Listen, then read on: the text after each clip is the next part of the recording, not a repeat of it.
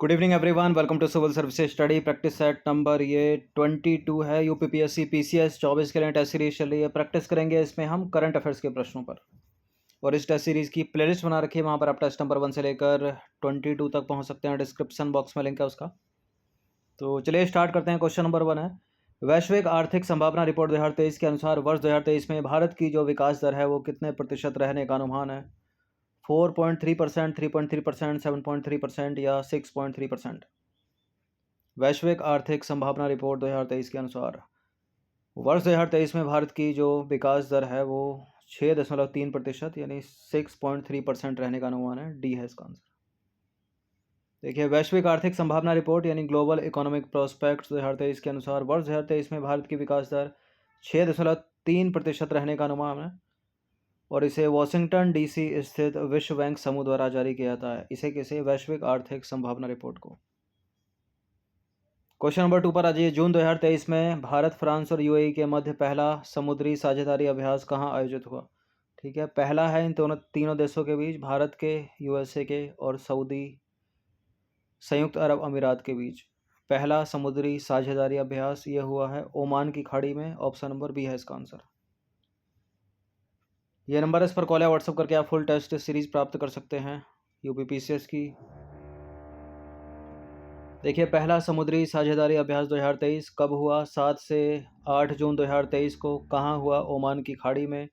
किन देशों के बीच हुआ? भारत, फ्रांस और संयुक्त अरब अमीरात के बीच। उद्देश्य क्या है? तीनों देशों के बीच समुद्री नौसैन्य संबंधों को मजबूत करना। क्वेश्चन नंबर 3 पर आ जाइए। हाल ही में किस देश के रक्षा मंत्री लॉयड ऑस्टिन भारत की यात्रा पर रहे? झंडे से आप पता कर सकते हो, राजनाथ सिंह के साथ बैठे हैं। भारत के विदेश मंत्री हैं, ये भारत के रक्षा मंत्री हैं, सॉरी। ये हैं अमेरिका के, ठीक है, संयुक्त राज्य अमेरिका, लॉर्ड ऑस्टिन। तो लॉयड ऑस्टिन अमेरिका के रक्षा मंत्री हैं, जो 4 से 5 जून 2023 के मध्य भारत की यात्रा पर रहे। क्वेश्चन नंबर 4 पर आ जाइए। विश्व खाद्य सुरक्षा दिवस, विश्व खाद्य सुरक्षा दिवस यानी वर्ल्ड फूड सेफ्टी डे के संबंध में दो स्टेटमेंट है यहाँ पर। यह दिवस प्रतिवर्ष 7 जून को मनाया जाता है, और वर्ष 2023 में इस दिवस की थीम या मुख्य विषय क्या है? खाद्य मानक जीवन बचाते हैं। कौन सा सही है इसमें? ये दोनों के दोनों करेक्ट हैं, सी है इसका आंसर। देखिए, 20 दिसंबर 2018 को जो है प्रतिवर्ष इस दिवस को मनाने की घोषणा की गई थी, ठीक है, विश्व खाद्य सुरक्षा दिवस, और 7 जून को यह मनाया जाता है, और वर्ष 2023 के लिए इसकी थीम है खाद्य मानक जीवन बचाते हैं। ठीक है, 20 दिसंबर 2018 को यह घोषणा की गई थी कि प्रत्येक वर्ष 7 जून को यह दिवस मनाया जाएगा, वर्ल्ड फूड सेफ्टी डे। 5वां प्रश्न है, जून 2023 में केंद्र सरकार ने मणिपुर हिंसा की जांच हेतु किसकी अध्यक्षता में एक 3 सदस्यीय न्यायिक आयोग गठित किया?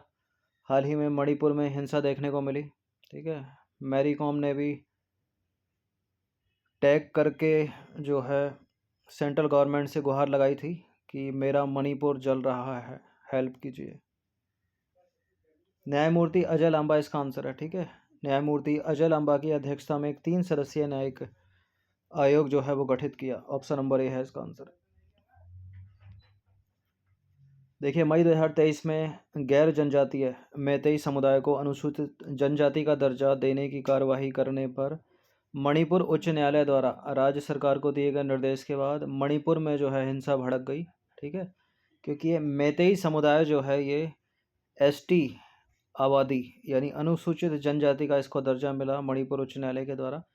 और ये जो हिंसा की वो किसने की? राज्य की नागा, कुकी जनजाति और अन्य उन जनजातियों ने ये हिंसा की जिनको पहले से ही जनजातीय अनुसूचित जनजाति का दर्जा जो है प्राप्त है, ठीक है।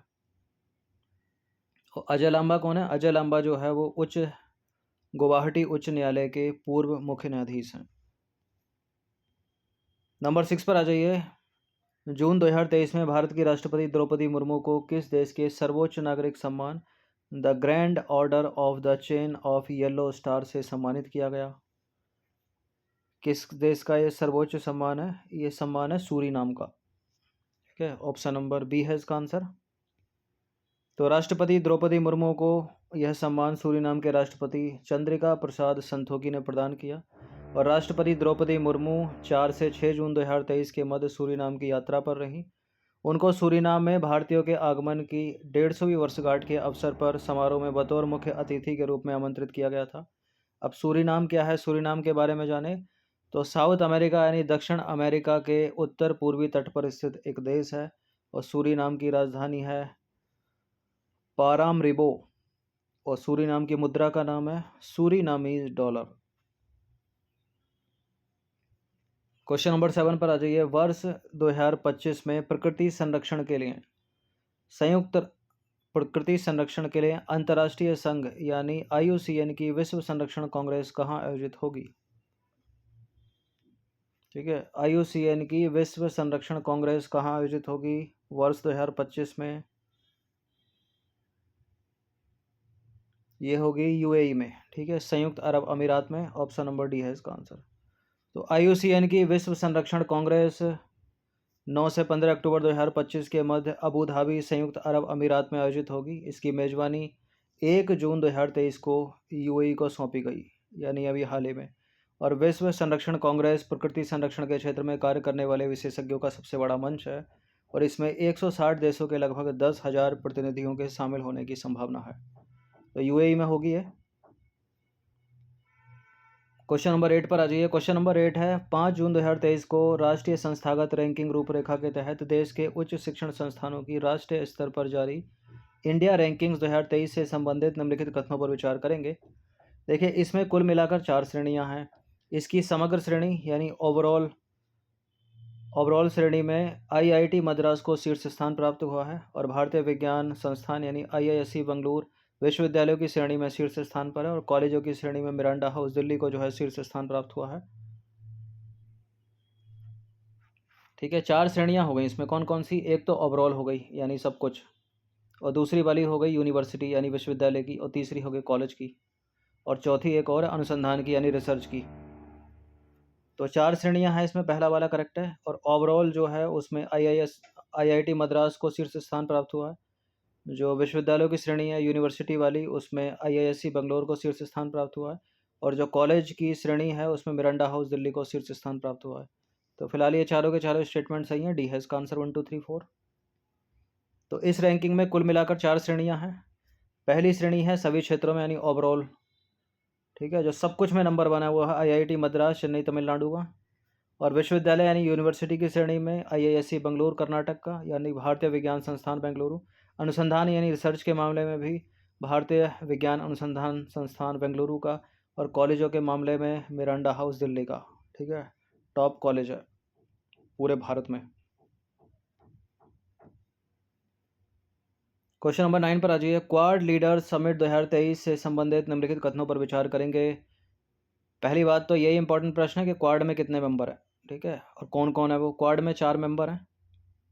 ठीक है, भारत है, जापान है, ऑस्ट्रेलिया है और है संयुक्त राज्य अमेरिका। पहला स्टेटमेंट है 20 मई 2023 को यह समिट नई दिल्ली में हुई क्वाड की, और यह समिट भारत की मेजबानी में आयोजित हुई। कौन सा इसमें करेक्ट होगा? क्वाड लीडर समिट 2023 जो संपन्न हुई है वो हुई है जापान में, जापान के हिरोशिमा में। तो पहला वाला स्टेटमेंट गलत है 20 मई 2023 को, और इसका मेजबानी की है ऑस्ट्रेलिया ने। तो भारत, दूसरा वाला स्टेटमेंट भी गलत है। कौन सा करेक्ट है? कोई भी करेक्ट नहीं है। डी है इसका आंसर। देखिए, क्वाड की बात करें तो संयुक्त राज्य अमेरिका यानी USA, साथ ही जापान, ऑस्ट्रेलिया और भारत के बीच एक अनौपचारिक मंच है। इसकी शुरुआत हुई थी वर्ष 2007 में, और 20 मई 2023 को क्वाड लीडर समिट की जो बैठक हुई है वो जापान के हिरोशिमा में हुई, और यह समिट ऑस्ट्रेलिया की मेजबानी में आयोजित हुई। इसकी मेजबानी ऑस्ट्रेलिया के प्रधानमंत्री एंथोनी एल्बनीज ने की।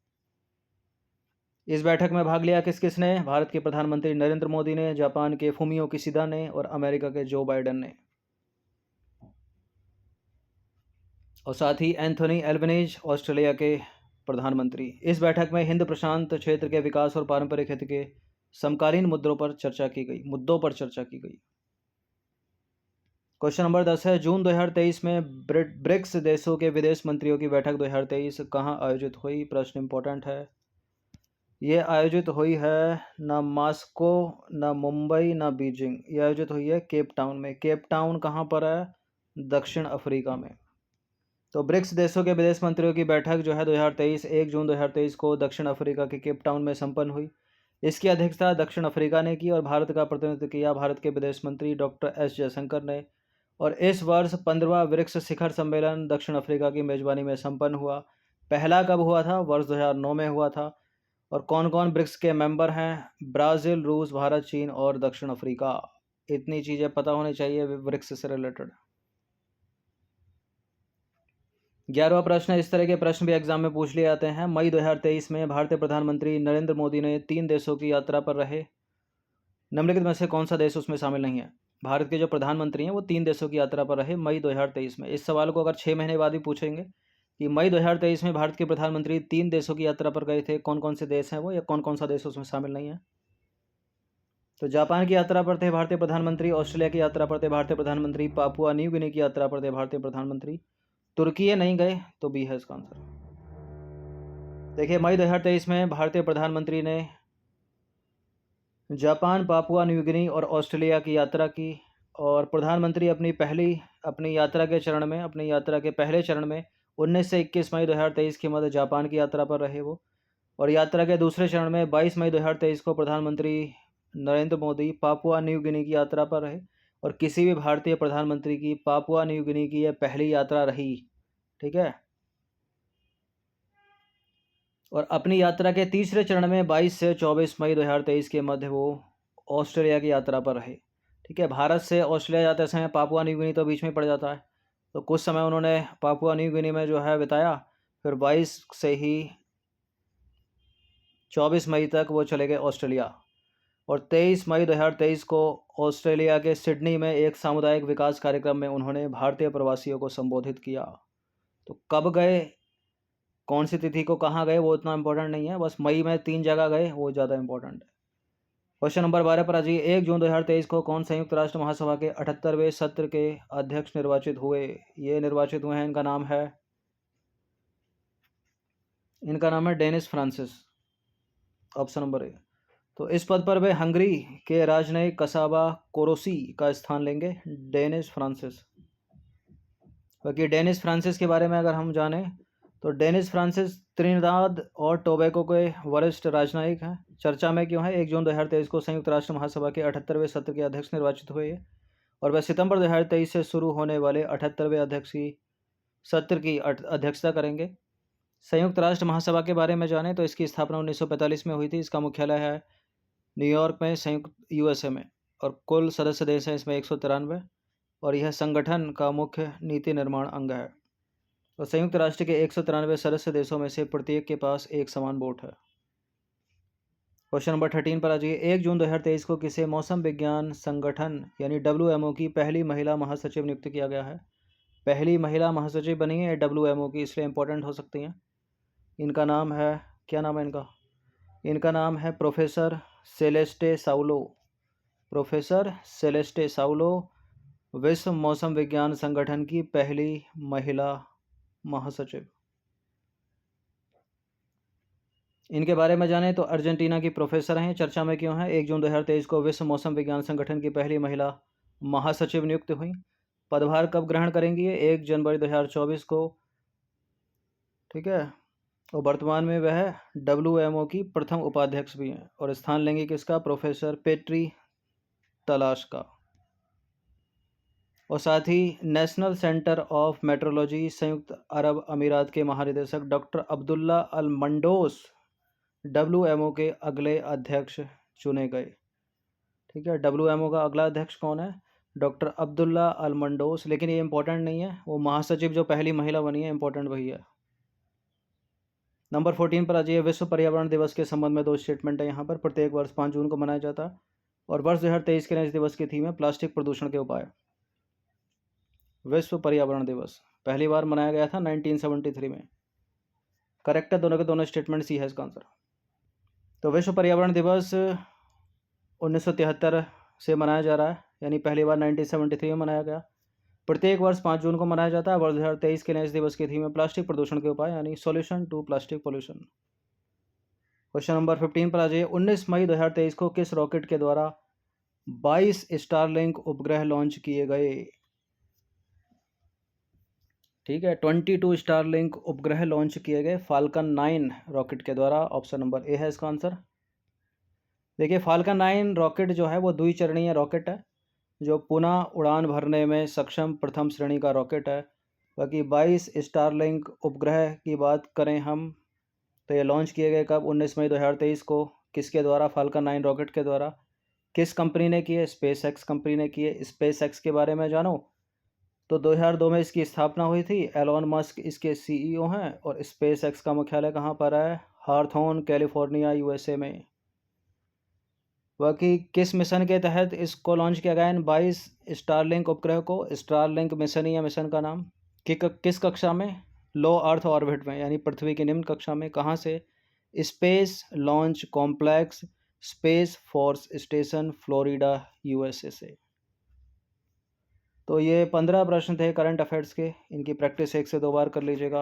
इन सभी टेस्ट का फुल टेस्ट पीडीएफ प्राप्त कर सकते हो नंबर इस पर कॉल या व्हाट्सअप करके, पेड टेलीग्राम ग्रुप से जुड़कर। धन्यवाद।